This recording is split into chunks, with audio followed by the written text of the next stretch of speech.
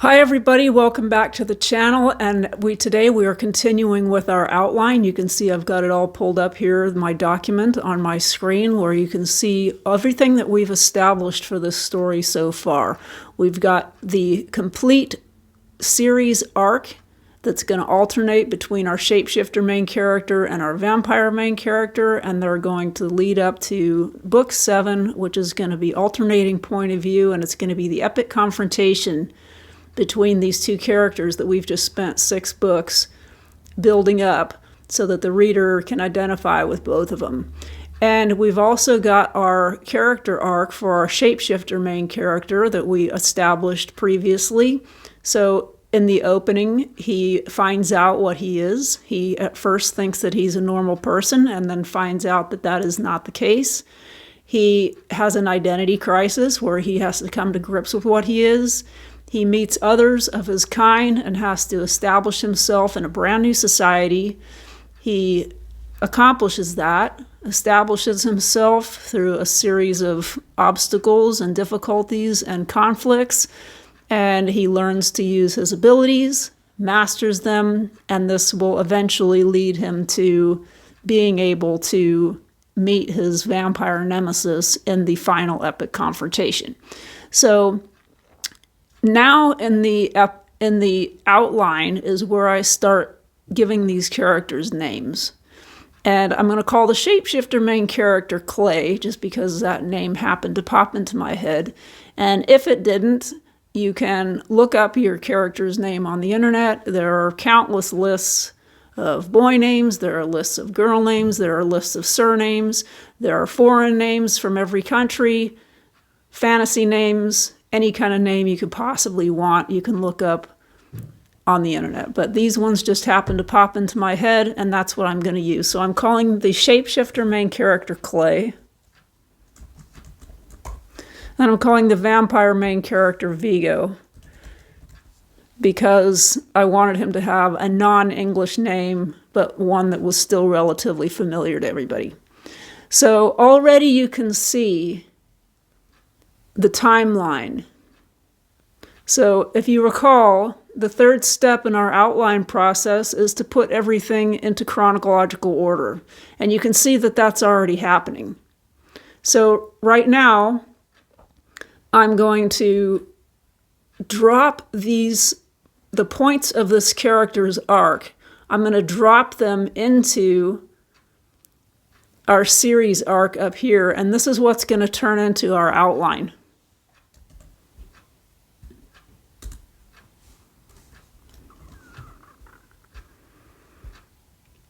And he'll probably meet the other shapeshifters in book 1 as well. So I'll just add that here. And then the conflict of him actually establishing himself in this other society will continue on through book 3. So let's add these two here. And the mastering abilities, I think we will add here as well. And then the epic confrontation. So already our outline is taking on a chronological order.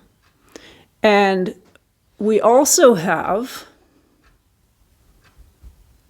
as we said, we have human characters who are caught in the middle of this ongoing war, so I'm going to add those. And we also have the females of both species that we discussed in my last video. So we're going to need 2 female love interests for these guys. A vampire love interest for Vigo and a shapeshifter love interest for Clay. And I also wanted to add another potential conflict where Clay is already in a relationship with someone at the beginning of the book, a normal human female woman. And this causes a conflict when he finds out what he is, and the relationship implodes when she realizes that he's not human and he's getting involved in a completely different society. And eventually that relationship falls apart, and he has to reestablish himself in a new relationship with someone who is the same species as him. So we've got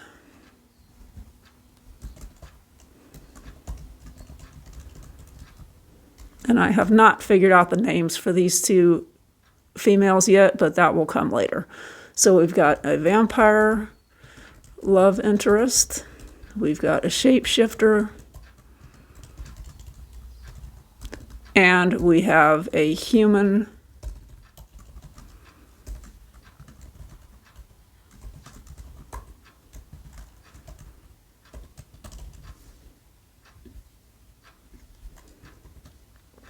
okay, so, and when it comes to the, so I'm going to copy that up here into our outline for book 1, because that's one of the conflicts that Clay is going to be going through in book 1 while he's grappling with his identity crisis, trying to rely on his human girlfriend for support. And she freaks out when she realizes what is going on, and then that relationship starts to disintegrate, and he's left on his own, not really understanding what he is or what's happening with his life or where he should go for help. So that's going up here.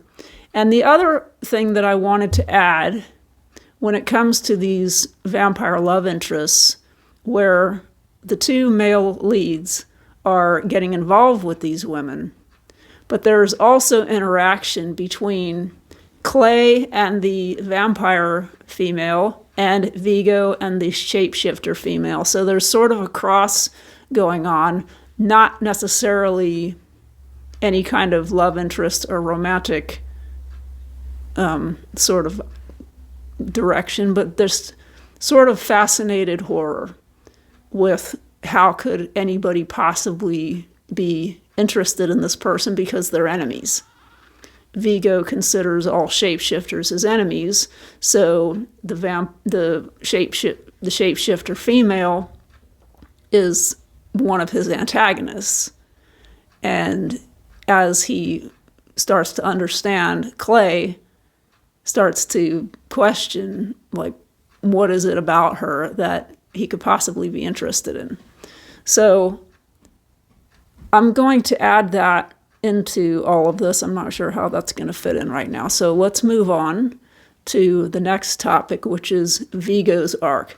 I really had no idea what I was going to do with this character and how he was going to have any kind of arc.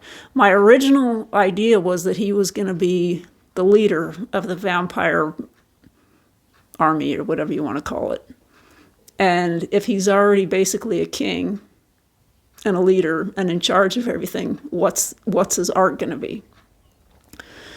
And right about now, when I do an outline, is when I start to look at the deeper meaning behind what this story actually means. Like, there's an old saying, the events are not the story. The story is what it means to the characters involved. And it's the same with real people.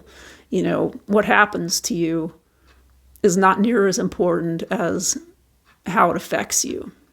If, God forbid, you got in a car accident today, that would not be the important part of the process. The important part of the process would be how you handled it, how it affected you, how you interpreted it, what it meant to you.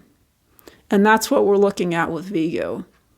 So my original idea was that because Clay is a threat to his life, that Vigo has always rallied vampire kind to fight the shapeshifters as a collective. So to him, they're a homogeneous mass that he's against. They're his antagonists. He doesn't really think of them as individuals. And then over the course of this arc, he and Clay actually like get involved with each other. I'm not talking about romantically. I'm saying that they both develop a vendetta against each other, and so they become more personally involved, and they actually get to know each other. And because Clay does pose a threat to Vigo's life, Vigo actually starts to realize that he could die, that he's ancient, he's been alive for centuries, and he's almost invulnerable, but not 100%.